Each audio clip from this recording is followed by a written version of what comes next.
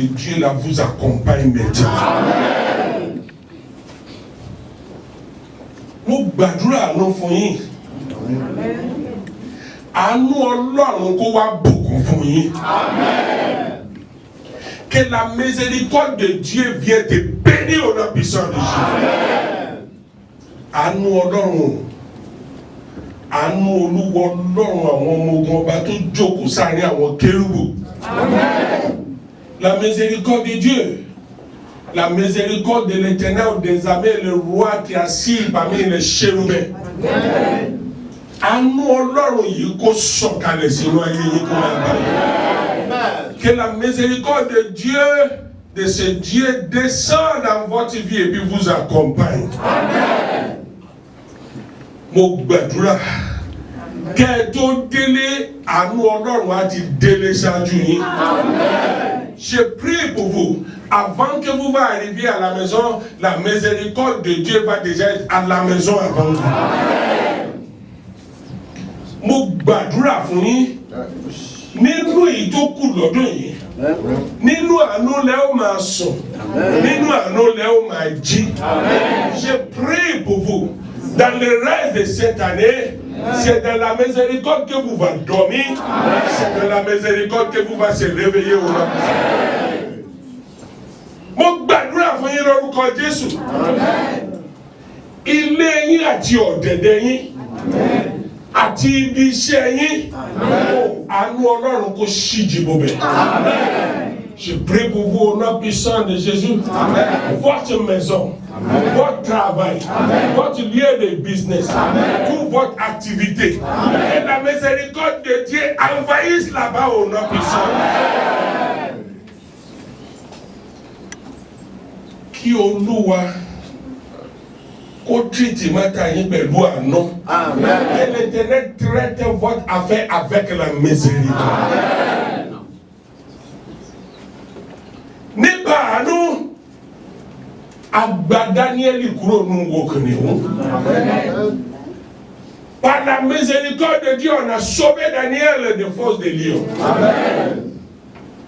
Nínú gbogbo kòtò ayé tẹ́ ti bọ́ sí, Olúwa kó fi àánú fà yín jáde. Amen. Dans tous les trous de l'ennemi où tu es déjà tombé, que la miséricorde de Dieu te fait sortir maintenant. Amen. Que la miséricorde de Dieu te fait sortir maintenant. Àánú kó gbà mí, àánú kó gbà wá, àánú kó gbà yín lórúkọ Jésù. Àánú kó gbà yín lórúkọ Jésù. Àánú Ọlọ́run kó gbà yín lórúkọ Jésù. Àánú Ọlọ́run ṣe ìyanu fún yín lórúkọ Jésù. Àánú Ọlọ́run kó sọ yín dolókìkí. Que la miséricorde de Dieu vous transforme à quelqu'un qu'on va commencer à crier son nom partout au monde. Merci Saint-Esprit. Au nom du Père, amen, Fils, amen, et Saint-Esprit. Amen. Amen. Amen.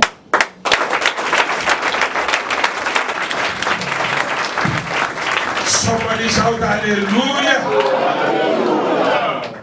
Je prie encore.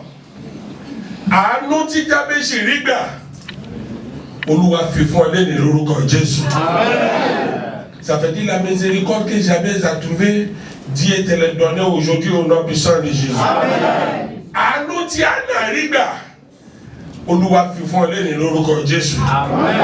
La miséricorde que Anna a trouvée, la miséricorde de Dieu qu'Anna a trouvée, l'Éternel te l'accorde aujourd'hui aussi au nom puissant de Jésus. Àánú tí Maria Magdalene rí gbà lórúkọ Jésù, mo pa láṣẹ sínú ayé ẹ. Àánú Ọlọ́run yìí sọ̀kalẹ̀ sínú ayé ẹ. La miséricorde que la Marie de Magdala a trouvée, cette même miséricorde que l'Éternel va descendre dans votre vie. Oh, Olúwa, ọdún fẹ́ parí. Seigneur, l'année va terminer maintenant. God, the year is going to its end. L'année tire vers sa fin. Definite end. À sa fin définitive. Àánú Ọlọ́run kó mú ẹ parí ọdún yìí lórúkọ Jésù. Amen. Que la miséricorde de Dieu te fait terminer cette année au nom du Seigneur. Kafiano Shidibois, comprend lequel l'Éternel prend sa miséricorde pour te couvrir au nom puissant de Jésus. Oh, Mogbadura, Oluwako Fiano Shidibo, il est là. J'ai pris au nom puissant de Jésus que l'Éternel couvre ta maison avec sa miséricorde.